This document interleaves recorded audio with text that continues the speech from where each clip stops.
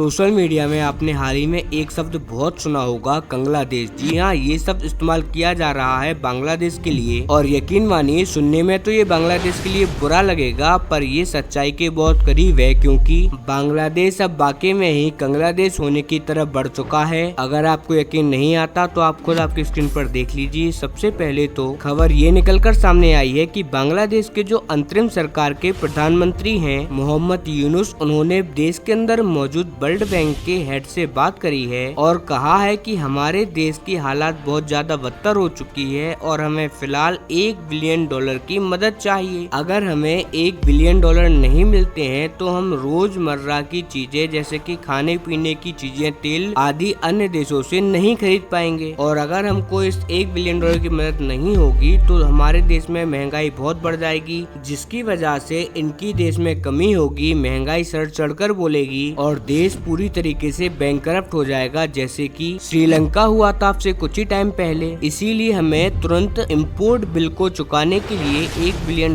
तो चाहिए ही चाहिए। अब बात सिर्फ यहीं तक सीमित नहीं है, आप इसकी दूसरी खबर भी देखिए। लेकिन उससे पहले दोस्तों, अगर अभी तक आपने इस चैनल को सब्सक्राइब नहीं किया है तो आपसे विनम्र निवेदन है कि आप इस चैनल को सब्सक्राइब कर वीडियो को लाइक करना ना भूलें। बांग्लादेश का जो सेंट्रल बैंक है उसके हेड ने भी एक और बयान दे डाला है, आप स्क्रीन पर देखिए। उसने कह डाला है कि असल में हमें $1 बिलियन नहीं चाहिए, हमें आवश्यकता है करीबन $6 बिलियन की। ये जो $1 बिलियन की मांग की जा रही है अंतरिम सरकार के द्वारा, ये तो सिर्फ उतनी है जिससे कि सरकार कुछ महीने के लिए देश को सरवाइव कर सके, क्योंकि ये सरकार तो बस कुछ ही महीने टिकने वाली है। कुछ ही महीनों के बाद वहाँ पर हो गए इलेक्शन और वहाँ पर एक पूर्ण गवर्नमेंट आ जाएगी। इसीलिए जो फिलहाल गवर्नमेंट है ना, ये तो बस अपने सर से मुसीबत को उठाकर आने वाली सरकार के सिर पर रखना चाहती है, ताकि कोई भी इनके ऊपर सवाल न उठाए। असल में बांग्लादेश को $6.5 बिलियन की आवश्यकता है और अगर ये नहीं मिल पाते तो तैयार हो जाइए, बांग्लादेश की लंका लगने वाली है। अब आपका क्वेश्चन होगा कि आखिरकार इतनी जल्दी बांग्लादेश की ऐसी हालात कैसे हो गई? क्या शेख हसीना ऐसा करके गई थी या फिर बात कुछ और ही है? तो देखिए, इसमें कोई कुछ नहीं कर सकता, ये बांग्लादेश का नेचर है। इनकी अर्थव्यवस्था भारत जैसी नहीं है कि कुछ झटके सहन कर ले। इनकी अर्थव्यवस्था रोज कमाने रोज खाने जैसी है, यानी कि मजदूरों वाली अर्थव्यवस्था है। अगर आप इनकी इंडस्ट्रीज भी देखें तो इनकी इंडस्ट्रीज कुछ खास ज्यादा बड़ी नहीं है और इसी वजह से इनको बार बार और लगातार अपनी इकोनॉमी को चलाए रखना होता है। अगर आपने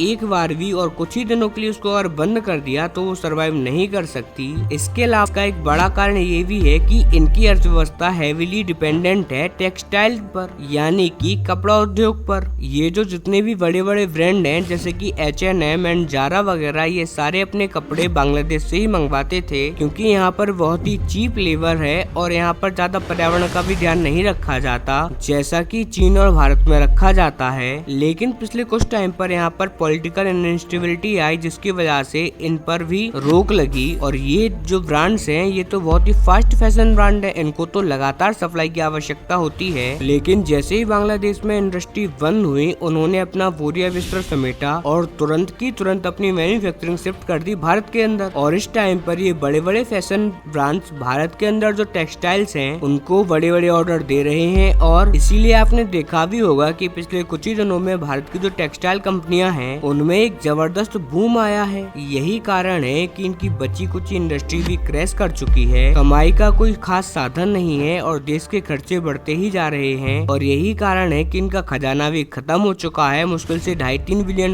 ही बचा हुआ है और आने वाले कुछ ही हफ्तों में वो भी समाप्त हो जाएगा। उसके बाद इनके पास ना ही खाने पीने के पैसे होंगे, ना ही कोई चीज खरीदने के। अब आपका क्वेश्चन होगा कि बांग्लादेश की ऐसी हालत से भारत को फायदा होगा या नुकसान? तो देखिए, इससे भारत को 80% तो फायदा है, 15-20% नुकसान भी है। फायदा ये कि जितनी ज्यादा बांग्लादेश की हालात बदतर होती चली जाएगी, उतना ही ज्यादा ये भारत के ऊपर निर्भर होते चले जाएंगे, क्योंकि IMF, वर्ल्ड बैंक या फिर बाकी दुनिया के देश आपकी मदद एक हद तक ही कर सकते हैं। उसके बाद आप भारत की शरण में आओगे ही, जैसे कि श्रीलंका की हालत जैसे जैसे बदतर होती चली गई, दुनिया की सारी संस्थाएं, सारे देश उनको छोड़कर भाग गए। अंत में जिस देश का वो विरोध करते थे, यानी कि भारत का, उन्हीं की शरण में इनको आना पड़ा। और आज की तारीख में श्रीलंका पूरी तरीके से भारत की मदद पर चलता है और भारत की बात मानकर भी रहता है। और बांग्लादेश आज के टाइम पर इतना फदक रहा है, आप कुछ ही महीनों के बाद देखेंगे कि ये भी भारत की शरण में आ जाएंगे। और अभी ये जितना हवा में उड़ रहे हैं, एंटी इंडिया कैंपेन चला रहे हैं, उसके बाद ये आपको जमीन पर रेंगते हुए दिखेंगे। अब बात करें नुकसान की, तो नुकसान बस इतना है कि बांग्लादेश के अंदर जब भी अर्थव्यवस्था कमजोर होती है, वैसे वैसे ही बांग्लादेश से भारत में इनलीगल इमिग्रेंट्स भी बढ़ते हैं, यानी कि लोग इनलीगल तरीके से भारत में एंटर होते हैं। इससे भारत पर बोझ पड़ता है, इसीलिए भारत को इस नुकसान से भी बचकर रहना होगा और बांग्लादेश और भारत के जो बॉर्डर हैं उन पर अतिरिक्त सावधानी बरतनी होगी। हालांकि बांग्लादेश की सिचुएशन पर मेरी बारीक नजर है, जैसे ही कोई बड़ी अपडेट आती है मैं तुरंत आपको सूचित करूंगा।